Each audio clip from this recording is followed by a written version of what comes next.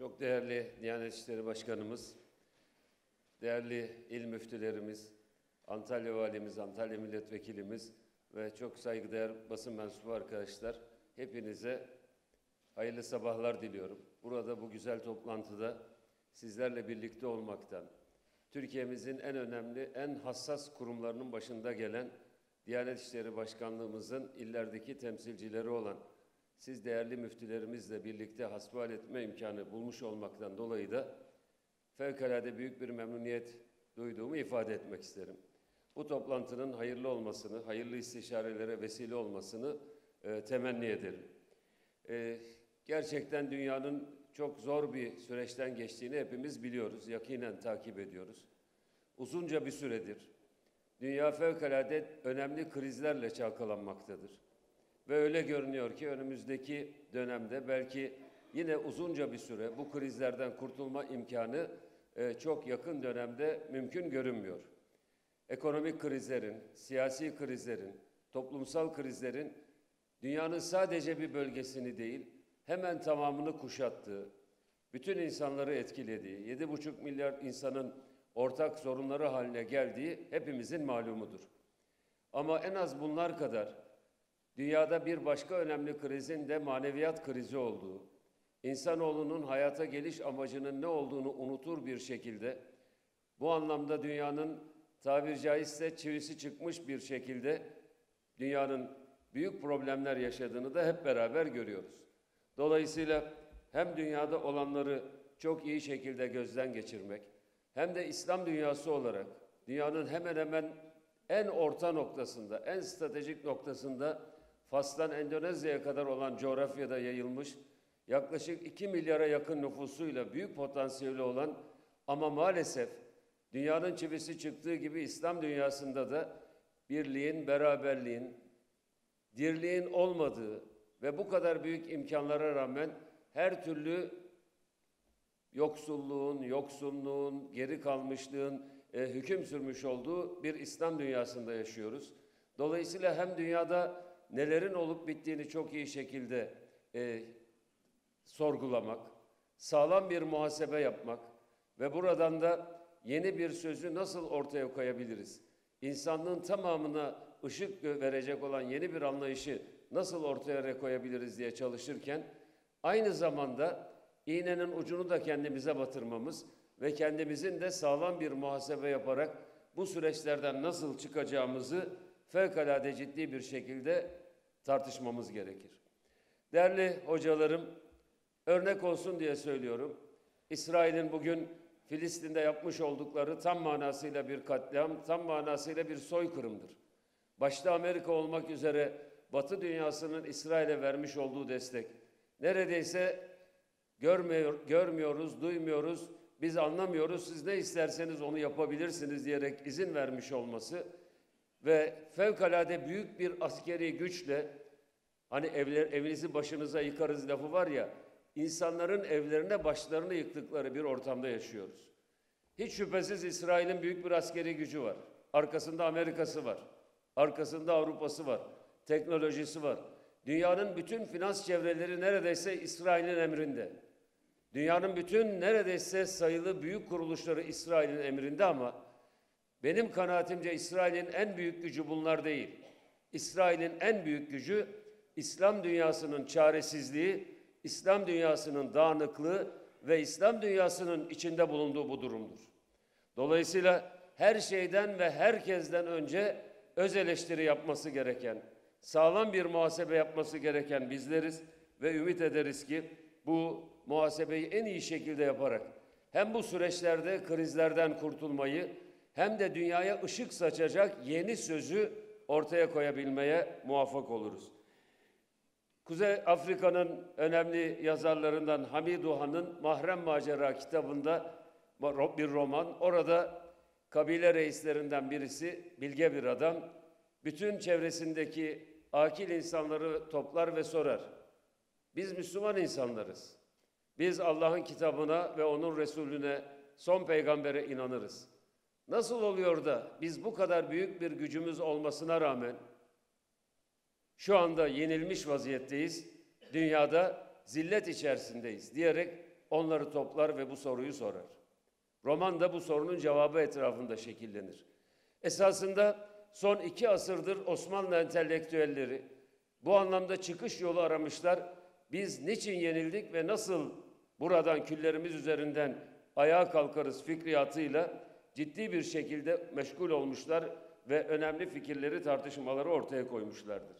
Şimdi ondan daha zor bir zamanda ama çok moral vermek için söylemiyorum. Dünyanın bu krizlerini eğer aşmayı başaracak sözü ortaya koyabilirsek çok avantajlı bir noktada olduğumuzu ifade etmek isterim. Onun için düne göre bugün hem sorumluluklarımız çok daha ağırdır hem de bugün imkanlarımızın çok daha fazla olduğunu ifade etmek isterim. Yeni bir fırsat döneminin önümüzde de açık olduğunu, bunu da bir ümit var olmak bakımından sizlerle paylaşmak isterim.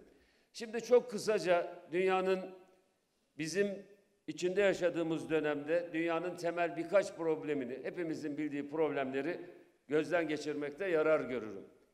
Hiç şüphesiz özellikle manevi alanla ilgili konuşmalarımızı yaparken dünyanın bugün en önemli sorununun dünyevileşme, profanlaşma olduğunu söylememiz gerekir.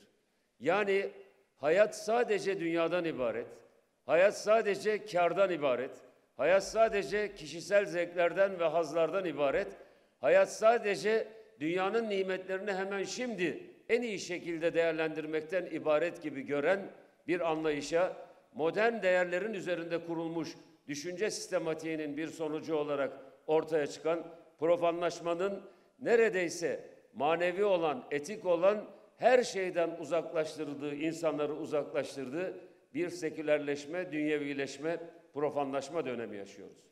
Bu Müslüman topluluklarında hiç şüphesiz önemli sorunlarından birisidir. Bugün Batı dünyasının da en önemli problemlerinin başında saysanız, herhalde insaf sahibi herkesin söyleyeceği en önemli sorunlardan birisi budur. Profanlaşma, dünyevileşme. Yani öte tarafa ait olan, insanı manevi hazlarla donatması mümkün olan fikirlerden ve gündemlerden uzaklaşarak sadece zenginlik, haz ve menfaat üzerine odaklanmış bir dünya anlayışı. Dolayısıyla özellikle bizim İslam düşüncesinin önemli öncüleri olarak siz müftülerimizin, din adamlarımızın üzerinde odaklanmamız gereken en önemli sorunlardan birisinin bu olduğunu ifade etmek isterim. Dünyevileşme bu kadar kahredici bir hızla devam ettiği sürece insanların kulaklarını hakka, hakikate, insafa ve vicdani olana tıkadıkları aşikardır. Önce insanların o kulaklarını açabilmeleri için dünyevileşme hastalığını tedavi edecek çalışmaları en güçlü şekilde fikir ve inanç ikisini de bütünleştirerek ortaya koymak zorundayız. Bugün en önemli sorunlarımızdan birisi küresel ölçekte bireyselleşmedir. Dünyevileşmenin getirdiği doğal bir sonuç olarak insanoğlu hele hele böyle bu kadar büyük şehirlerin olduğu, herkesin tek düze bir gündem içerisinde meşgul edildiği, herkesin ortak hazlar ve zevkler etrafında yönlendirildiği bir dünyada insana sadece kendi ekseninde dar bir alan bırakılmış ve insanoğlu bireyselleşmenin zirvesini yaşadığı bir dönemi idrak etmektedir. Yardımlaşmanın olmadığı, komşuluğun olmadığı, diğergâmlığın olmadığı, başkasına el uzatmanın olmadığı, yolda kalmışa destek olmanın olmadığı bir dünyada herkes, hatta ailenin fertleri bile, artık iyice küçülmüş olan ailenin fertleri bile dünyayı sadece kendilerinden ibaret ve dünyanın merkezini de kendilerinden ibaret gördükleri muazzam bir bireyselleşme sürecini yaşıyoruz. İnsanoğlunu tanımlayan en ilkel tanımlardan birisi insan sosyal bir varlıktır. İnsanın sosyal olma özelliğini, toplumsallaşma ihtiyacını, bir topluluğa ait olma zaruretini bir tarafa bırakan ve insanoğlunu maalesef bu büyük devasa şehirlerin içerisinde yalnızlaştıran, bu yalnızlığını da sadece o online ortam içerisinde insanları bir şekilde o bilgisayar ve dijital formların eksenine hapseden korkunç bir bireyselleşme sürecini yaşıyoruz. Bunun da dünyanın önemli sorunlarından birisi olduğunun altını çizmek isterim. Bir başka önemli problemimiz aile değerlerinin zayıflaması, daha doğrusu zayıflatılmasıdır. Çok şükür dünyada diğer milletlerle kıyasladığımızda hala aile yapısı en sağlam toplumlardan birisiyiz. Ancak özellikle dini hizmetleri yürüten siz değerli hocalarımız için hiç de ihmal edilemeyecek, nasılsa bizim aile değerlerimiz güçlüdür diyerek bir şekilde bırakamayacağımız konuların başında bu geliyor. Türkiye'de de aile değerlerinin süratle zayıflatılması için dört koldan bütün küresel odakların çalışmakta olduğunu biliyoruz, görüyoruz.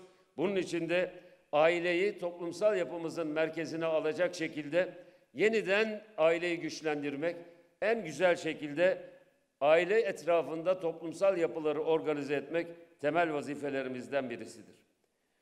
Yine bununla beraber dünyada yaşanan bir başka önemli maneviyat krizi ya da toplumları içten içe kemiren bir başka kriz ise cinsiyetsizleştirme meselesidir. Transhümanizm adı altında böyle biraz da fiyakalı bir sözle gizledikleri şey aslında hayatı boyunca sadece ya benim cinsiyetim neydi sorusunun peşinde koşan acayip garayip bir takım insanlar, nesiller yetiştirmek olan bir maalesef kötülük şebekesinin, kötülük ağının dünyada egemen olduğunu ve bu anlamda cinsiyetsizleştirme projeleri üzerinden aslında toplumları insansızlaştırma sürecine doğru sürüklediğini maalesef görüyoruz. Bütün bunlarla mücadele etmek ve bütün bunların insani olan, fıtri olan ve manevi olan çerçevesinde cevapların hazırlanması için gayretle çalışmak durumundayız. Yine aynı şekilde şu anda dünya toplumlarının hemen tamamını içten içe sarsan, kemiren bir başka önemli mesele ise insanlar arasında ayrımcılık, insanlar arasında hiyerarşi, ırkçılık, yabancı düşmanlığı ve özellikle son yıllarda gelişen İslam düşmanlığıdır. Bunların hepsi aynı kapıdan çıkar ve aynı kapıya girerler. Bu hastalıkların tanımladığınız zaman her birisi farklı sonuçlar doğurur. Farklı şekilde tanımlarsınız ama hepsinin aslı, esası insanlar arasındaki ayrımcılıktan kaynaklanmaktadır. Biz üstünüz, diğerleri ikinci sınıftır. Biz Afrika'yı, Asya'yı, bütün dünyayı zenginlikleri bize layıktır, diğerlerine layık değildir. Biz soylular, biz güçlüler, dünyanın efendileriyiz, diğerleri değildir. İşte bugün hem yabancı düşmanlığının hem bugün dünyayı büyük bir hastalıkla karşı karşıya bırakan bu Siyonist yayılmacılığında temelinde yatan şey budur. Biz dünyanın birinci sınıf insanlarıyız. Buradaki diğer insanlar ise adam diyor ya, insan bile olmayan hayvanlarla mücadele ediyoruz diyor. Gerçekten öyle görüyor. Savaş olmasa da öyle görüyor. Ben dünyanın en üstünüyüm, Hitler de öyle görüyordu. Biz en üstünüyüz, kim bu Yahudiler? Bunlar sefil insanlar diye bakıyordu. Şimdi bunlar da aynı şekilde bakıyor. Avrupa'nın genlerinde, Batı'nın genlerinde bu vardır. Yoksa dünyanın hakimi ve üstün ırkları olduğuna inanmasalar, ne işleri vardı bunların? Yıllardır Asya'yı sömürdüler, asırlardır Asya'yı sömürdüler. Asırlardır Afrika'yı sömürdüler. Asırlardır oranın Karadenizli, Karabahtlı insanlarını üzerine karabasan gibi çöktüler. Çünkü bütün o nimetlere bu beyler layık, oradaki insanlar ise süfli, insan bile sayılması şüpheli bir takım yaratıklardı. Bugün İslam düşmanlığının temelinde de aynı şey yatmaktadır. Bugün yabancı düşmanlığının temelinde de aynı şey yatmaktadır. Bu büyük bir toplumsal hastalıktır ve artık bu hastalık sadece dünyanın bir bölgesini ilgilendirmiyor. Kanser metastaz yapmış ve dünyanın bütün hücrelerine artık işgal etmiş, oraları ele geçirmiştir. Dolayısıyla bu insan ayrımcılığına, insanlar arasında farklılığa, yabancı düşmanlığına karşı ortak bir mücadelenin yapılması, İslamofobiye karşı çok uyanık, çok güçlü bir şekilde mücadele yapılması kaçınılmazdır. Yine aynı şekilde bütün bunların sonucu olarak ortaya çıkan küresel ölçekteki önemli krizlerden birisi açlık, kıtlık ve yoksulluk meselesidir.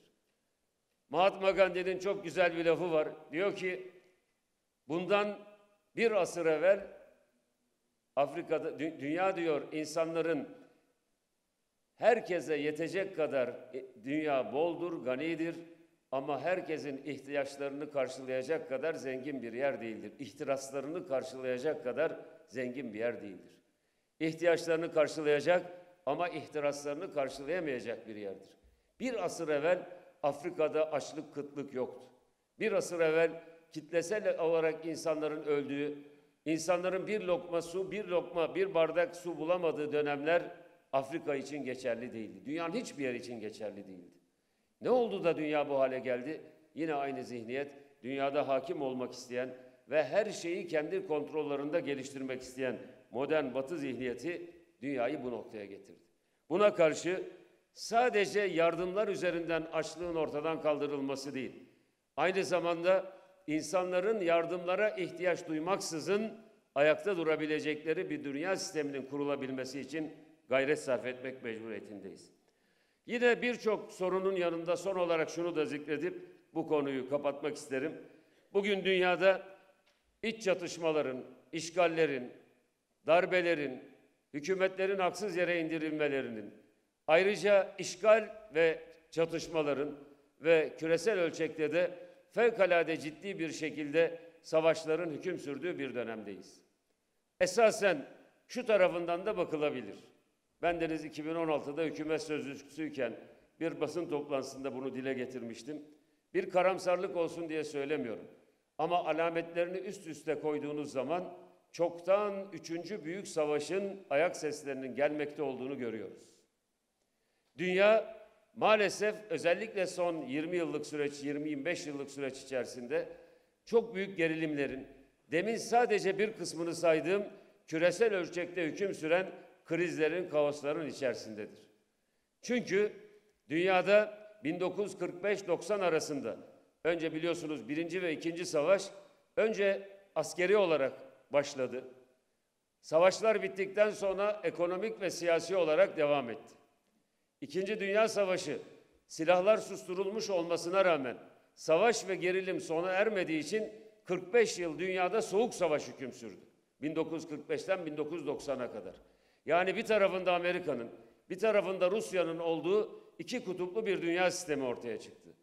Rusya'nın çözülmesinden sonra dünya sistemi tamamen dağıldı ama bugüne kadar dünyada bir sistem kurulamadığı için işte bu kadar çok savaşı, bu kadar çok harbi darbi görüyoruz, bunlara şahit oluyoruz. Bu anlamda dünyanın gerçekten bu büyük çatışmalardan kurtulabilmesi için de yeni bir sese, yeni bir soluğa ihtiyaç var. Bugün görüyorsunuz dünyanın önce Cemiyeti Akvam olarak başlayan, arkasından Birleşmiş Milletler'e evrilen bugünkü dünya sisteminin siyasal kurumlarının hiçbirisi bir fonksiyon icra etmemektedir. Birleşmiş Milletler Genel Sekreteri, iyi niyetli bir adam. Adam Gazze'nin kapısına kadar giriyor. Ya böyle bir dünya sistemi olabilir mi? Gülünç bir durumdur, ağlanacak bir durumdur. Birleşmiş Milletler'in Genel Sekreteri bile o kapıdan içeriye sokulmamaktadır. Dünyada gücü elinde bulunduran, bir de arkasını Güvenlik Konseyi'nde bir dayıya yaslayan herkes dünyanın her yerinde istediği zulmü işlemektedir. Böyle bir sistem olmaz. Bu beyler isteseler de olmaz. Ve Allah'ın izniyle dünyada yeni bir sistemin kurulması kaçınılmazdır. Şimdi Birleşmiş Milletler dediğiniz şu kuruluşa bakın. Ukrayna'da savaşı sona erdirebiliyor mu? Şu anda Gazze'deki savaşın sona erdirilmesi ve bir an evvel insani yardım koridorunun açılması ve acil bir insani ateşkesin sağlanabilmesi için en ufak bir şey yapabiliyor mu? 120 tane ülke İsrail'in aleyhine karar alıyor, söz söylüyor. 13 tanesi İsrail'in yanında ama dünya sistemi kımıldayamıyor. Çünkü bir tane dayısı hayır diyor, benim İsrail'ime dokunamazsınız. İstediği zulmü yapar o diyor. Ve hatta utanmadan biz size bir kırmızı çizgi de çekmedik diyor. Utanmadan daha ilk gün buraya en önemli savaş gemilerini getiriyor. Yetmiyor, nükleer başlıklar taşıyan denizaltılarını da yine bölgeye sevk ediyor. İsrail'de kendi ideolojisinin sakat bir şekilde kendisini herkesten üstün gören bu arz-ı mev'ud idealinin sonucu olarak da vuruyor, öldürüyor, kesiyor ufacık bebekleri bile katlediyor ve bundan zevk alıyor, keyif duyuyor. Gerçekten aslında bunları konuşurken utanıyoruz. İnsanlığımızdan utanıyoruz. Sözün bittiği yer, konuşarak bu zalimlere, bu despotlara anlatacak bir şeyin olmadığını gayet iyi biliyoruz. Ama inşallah dünyada da artık insanların davranışları değişmeye başlıyor. Önceki hafta da öyleydi. 300 küsur bin kişi, Londra'dan örnek vereyim, büyük bir miting yapmıştı. Cumartesi günü yapılan mitingde 1 milyonu aşkın Londralı insan bir araya geldi ve Filistin'e destek için yürüyüş yaptılar. Washington'da öyle, New York'ta öyle, Seul'de öyle, efendim işte Almanya'da, Berlin'de öyle, Fransa'da öyle vesaire. Artık bir taraftan insanlığın insafı harekete geçiyor, vicdanı harekete geçiyor. Dolayısıyla bizim dünyadaki bu çatışmaları, savaşları sona erdirecek yeni bir sistemi ortaya koyma vaktimiz, zamanı gelmiştir. Bunun için bütün gücümüzle gayret sarf edeceğiz. Değerli hocalarım, bunun için yeni bir bakış açısına ihtiyaç var. Dünyadaki bütün bu sorunların ortadan kaldırılabilmesi için hakkı, hakikati, insanlığı merkeze alan yeni bir bakış açısına ihtiyaç var.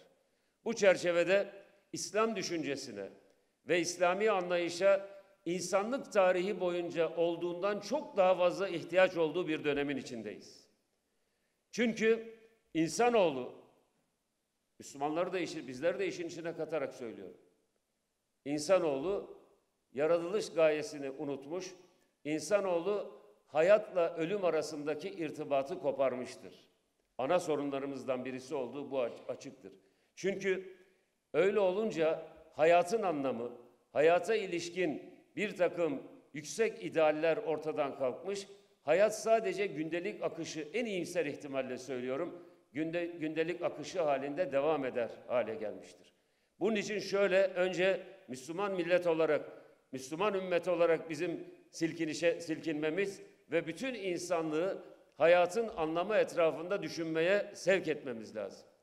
Hepinizin bildiği gibi Mülk suresinin en başında Tebârekellezî biyedihil mulk ve huve alâ kulli şeyin kadir. Ellezî halakal mevte vel hayâte liyebluvekum eyyukum ahsenu amela. Hayatın anlamını Cenab-ı Allah bize, biz Müslümanlar vasıtasıyla da bütün insanlığa bu ayet-i kerimeler vasıtasıyla hatırlatmaktadır. Yani Cenab-ı Allah bize önce ölümü, halakal mevte vel hayâte. Size müftülerin önünde konuşmak zordur. Ama önce ölümü, sonra hayatı yarattı. İnsan yokken dünyaya geldi ve sonra tekrar ruhuyla bedeni birleşerek ebedi aleme gidecektir. Niçin geldik bu dünyaya? Bir cümle. Hanginizin hayırlı ameller işlediğini, iyi işler yaptığını test etmek için sizi dünyaya gönderdik. Dünyanın bir imtihan alanı olduğu, dünyanın geçici olduğu, ebedi olmadığı, onun içinde dünyanın bir takım insani hastalıklar, tabii insan olmanın verdiği bir takım zaaflar olabilir. Ama bunların da nasıl yenilebileceği bize öğretilmiştir. Onun için hayatın anlamı üzerine yoğunlaşmak ve hayatı bu çerçevede yeniden önce Müslümanlar olarak kavramak, din ve dünyamızı ikisi birbirinden apayrı şeylermiş gibi değil, ayrı kompartmanlara ait birbirlerine hiç değmeyen alanlarmış gibi değil, hayatta yaşadığımız her anı ve her mekanı dini düşünce ve yaşayış içerisinde şekillendirerek hayatın anlamını bilmek ve bu çerçevede yürümek, yol almak durumundayız.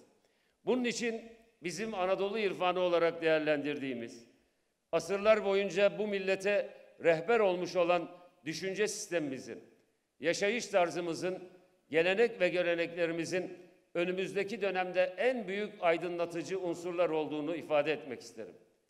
Din, evet, bize kitaplarıyla, Kur'an-ı Kerim ve Hazreti Peygamber'in hadis-i şerifi ortadadır. İslami gelenek, İslam alimlerinin müktesebatı fevkalade zengindir. Din bize büyük oranda gelenek üzerinden gelir. Batılıların tradisyon dediği şey. Yani bir geleneği olmayan, bir gelenek üzerinden şekillenmeyen dini düşünce sadece felsefi bir anlam taşır. Aynı şekilde bir gelenek üzerinde yaşanmayan dini hayat ise sadece kitaplarda kalan bir hikayeden ibaret olur. Onun için biz bu kadar Anadolu irfanı dediğimiz, Anadolu İslam geleneği dediğimiz bu geleneğin bize asırlar içerisinde böyle imbiklenmiş bir şekilde önümüze özetin özeti olarak getirdiği ve hayatımızı aslında şekillendiren bu büyük geleneğe sahip çıkmak, yeniden üretmek ve yeniden başta ülkemizin insanları olmak üzere bütün dünyaya bunları ifade etmek durumundayız. Müsaade ederseniz Anadolu irfanı, Anadolu'da yaşanan İslami gelenek nasıl dersek diyelim, bunun özetlenebilecek temel noktalarını da sizlerle paylaşarak müsaadelerinizi isteyeceğim. Öncelikle malum Hazreti Peygamber'den sonra Raşid hilafet 30 küsur senedir. Ondan sonra yine Peygamberimizin hadisi gereği, hadisinin ifade ettiği gibi Melik-i Adud, ısırıcı sultanlar devri başlamıştır. Yani İslam'ın saf, duru, arı anlayışından sapmalar başlamış ve bir takım iç çekişmeler, bir takım bugüne benzer böyle dağılmalar, savrulmalar sonucunda bir takım ulema ve Allah dostu Fergana Vadisi'nde, Maveraun Nehir'de İslam'ın ikinci büyük mayalanması diyebileceğimiz tecdit hareketini gerçekleştirmiş ve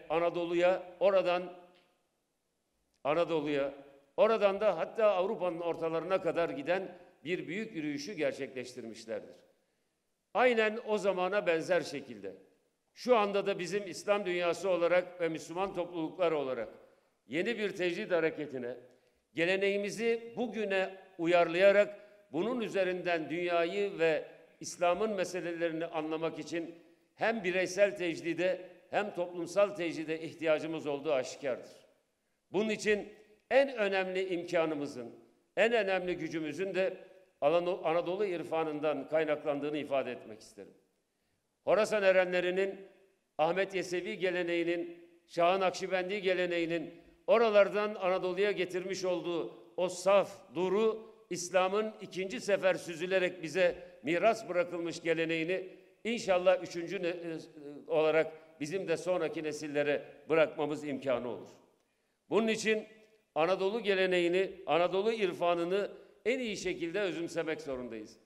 Bunlardan birincisi bu memlekette, bu topraklarda Fergana Vadisi'nden gelerek Anadolu'yu yurt tutan ve hatta buranın İslam orduları tarafından fethedilmesinden önce İslamlaşmasına, Müslümanlaşmasına vesile olan o Horasan erenlerinin bu topraklarda öğrettiği en önemli ve en başta gelen şey sarsılmaz bir Allah inancıdır.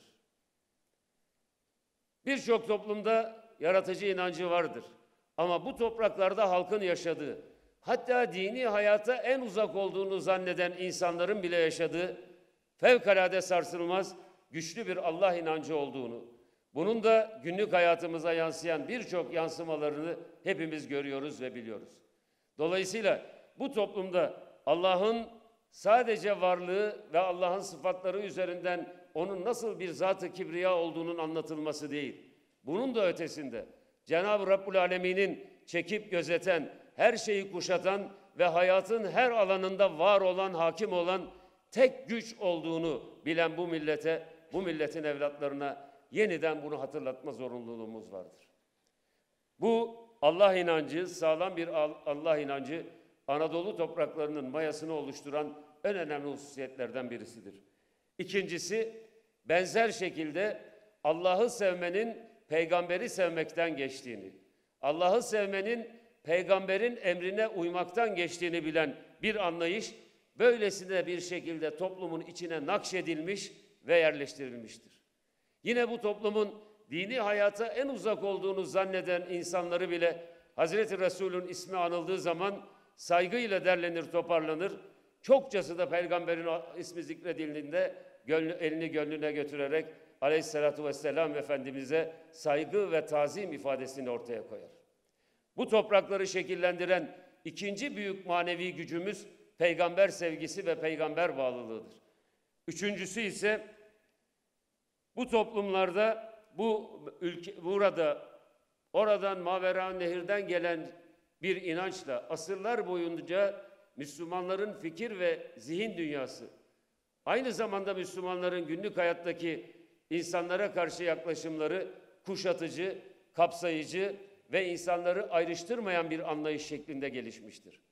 Bunda hiç şüphesiz Allah ondan razı olsun İmam Maturidi Hazretlerinin ortaya koyduğu İslam itikat sisteminin çok büyük bir rolü vardır.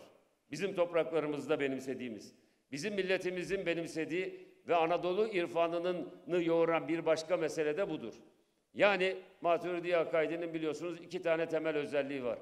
Bunlardan birisi ehli kıble tekfir edilemez. Öyle mi hocam? Ehli kıble tekfir edilemez. Hangi mezhepten, hangi meşrepten kim olursa olsun Allah bir, peygamber onun elçisidir diyen herkes, kıbleyi dönen ve kıbleyi bilen herkes Müslümandır. Onların arasında herhangi bir ayrımcılık, onların arasında herhangi bir tasnifle ecdadımız uğraşmamıştır. Maturidi itikadının verdiği bu büyük güç vasıtasıyla. İkincisi ise amel imandan bir cüz değildir. Eğer ameli olmayanların imanlarının da olmadığına hükmedecek olursak 1,8 milyarlık İslam aleminde korkarım ki geriye salih amel sahibi çok az insan kalacağı için Müslümanların sayısını yeniden gözden geçirmek zorunda kalırdık. Bu şu demektir: kalbinde azıcık iman kırıntısı olan herkes, kim olursa olsun, hangi seviyede ve hangi tür amellere sahip olursa olsun, bütün bunların hepsini yaparak salih amellerle kuşanabilecek bir potansiyele sahip mümin bir kişidir. Bundan dolayı da Anadolu topraklarında insanlar arasında ayrımcılığı, Müslümanlar arasında ayrımcılığı hiçbir şekilde ortaya koymamış, toplumsal bütünlüğü ve beraberliği sağlayabilmiş ve bu beceri içerisinde gerçekten sağlam toplumsal dokular oluşturmuşuz. Yine bir başka önemli, bütün bunlardan ortaya çıkan önemli bir sonuçta toplum yapısının güçlülüğüdür. Bizim toplum yapısının güçlülüğünün temelinde bireylerden oluşan bir ortalama, bir toplama takım değil, toplama bir kalabalık değil. Biz duygusundan, yani cemaat duygusundan oluşan bir büyük şuurlu kalabalık söz konusudur. Onun için bizim Anadolu irfanında toplum yapısına biz duygusu hakim olmuş, ben diyenlerin, bencillik içerisinde olanların da hiçbir itibarı olmamıştır. Hazreti Mevlana'nın sözünü biliyoruz. Bencil olanın, kibirli olanın ta karşı kaldırımdan yürüyüşünü bu millet görür. Çünkü kibir sarımsak kokusu gibidir. Bu anlamda bizim toplumumuzda ben duygusunu bir kenara bırakarak kim olursa olsun, ister sultan, ister Şeyhülislam, kim olursa olsun herkes toplumun bir ferdi, herkes cemaatin bir parçasıdır. Bu anlamda bu büyük güç Anadolu'yu birbirine yakınlaştırmış. Anadolu derken sadece bugünkü Anadolu'yu kastetmiyorum. Ta Avrupa'nın içlerine kadar giden o Osmanlı dünyasının, zihin dünyasını kastediyorum ve bu anlamda da fevkalade güçlü bir toplumsal yapının ortaya çıkmasına vesile olmuştur. Bütün bu değerler üzerinde Anadolu irfanının bize miras bıraktığı bir başka önemli hususiyet ise devlet geleneğine ilişkin yaklaşımlarımızdır. Bizim devlet geleneğimiz hak ve adalet üzerine kuruludur. Şeyh Edebali'nin söylediği söz sadece basit bir söz değil, asırlardır Anadolu kıtasını şekillendirmiş, bu Anadolu kıtasındaki devlet geleneğimizin ana direğini oluşturmuş bir sözdür. İnsanı yaşat ki devlet yaşasın. Batı medeniyetinde asıl olan devlettir, insan değildir. Bizim medeniyetimizde asıl olan insandır. İnsan eğer yaşarsa, güçlü olursa, özgür olursa, hakkaniyet içerisinde yaşarsa, insanın da dünya hayatından, dünya nimetlerinden imkanlarını alması mümkün olursa o zaman devlet yaşar. İnsanı yaşat ki devlet yaşasın fikriyatı, hak ve adalet eksenli devlet anlayışımızın ana direğini oluşturmuştur. Aynı şekilde ilahi kelimetullah ve devlet-i ebed müddet fikriyatı. Ayrıca bütün bunların üzerinde nizam-ı alem ülküsü bizim devlet yapımızı, Anadolu irfanı üzerinden yükselen devlet yapımızın da ana taş direklerinden, ana unsurlarındandır. Eğer öyle olmasaydı, dünyanın dört bir tarafına önce erenler vasıtasıyla gönülleri fethetmeye, ardından da ordular vasıtasıyla beldelere fethetmeye insanlar nasıl gidecekti? Çünkü sadece bulunduğu yer değil, İsa'nın bulunduğu her yer hakkın ve hakikatin tebliğ edilmesi, hakkın ve hakikatin hakim olması için mücadele edilmeye değer yerlerdi. Bunun için ilahi kelimetullah, yani Allah'ın sözünün en üstün hale getirilmesi sadece kılıçların gölgesinde değil, kalemlerin, şairlerin, ediplerin ve bilim adamlarının çalışmalarının gölgesinde gerçekleşmiştir.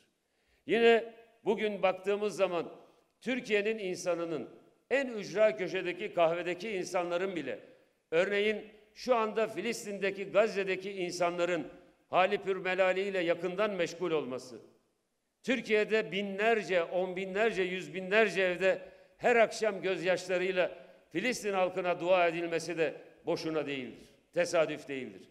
Çünkü nizam-ı alem ülküsüne sahip olan bir milletin torunları olarak biz yeryüzünün her yerinde hakkın ve adaletin tesis edilmesinden sorumlu olduğumuzu biliyor ve bu bilgi bilinç şeklinde de toplumumuzda yaşıyor, Allah'a çok şükür. Dün Çeçenistan'da, dün dünyanın başka yerinde, Bosna Hersek'te, nerede kim hangi zulümle karşılaşırsa bizim insanlarımız ellerinden gelen bütün güçlerini ortaya koyarak o sorunların ortadan kaldırılması için mücadele ve gayret etmiştir. Dolayısıyla bizim Anadolu irfanının köklerinde bulunan devlet geleneğimizin insanlarımıza verdiği, hocalarımızın, din adamlarımızın, mekteplerimizin, medreselerimizin, tekkelerimizin, terbiye ocaklarımızın bütün halkımıza asırlar boyu öğrettiği şeylerden birisi de bu çerçevede gazavat ruhu ve şehadet bilincidir.